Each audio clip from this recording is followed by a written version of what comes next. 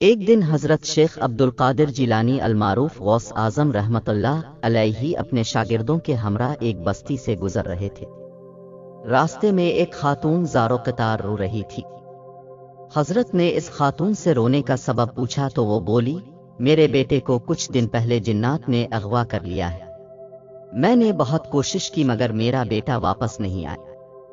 حضرت غوث اعظم نے فرمایا، تمہارا بیٹا تمہیں جلد واپس مل جائے گا۔ پھر اپنے کچھ دیر کے لیے آنکھیں بند کر کے دل ہی دل میں اللہ سے دعا کی۔ دعا کے بعد اپنے اپنے شاگردوں کو حکم دیا کہ وہ اس مقام پر کچھ دیر ٹھہر جائیں۔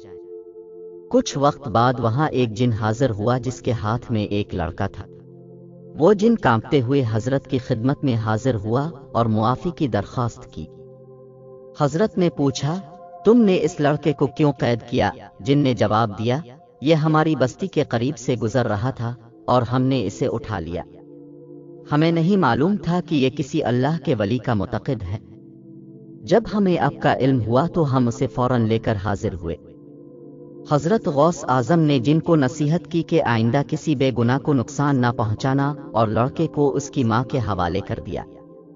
اس واقعہ کے بعد لوگوں کا حضرت غوث اعظم کی کرامات پر ایمان اور مضبوط ہو گیا۔ بھی ہمارے چینل کو سبسکرائب کریں اور روزانہ نئی اپڈیٹس کے لیے بیل آئیکن پر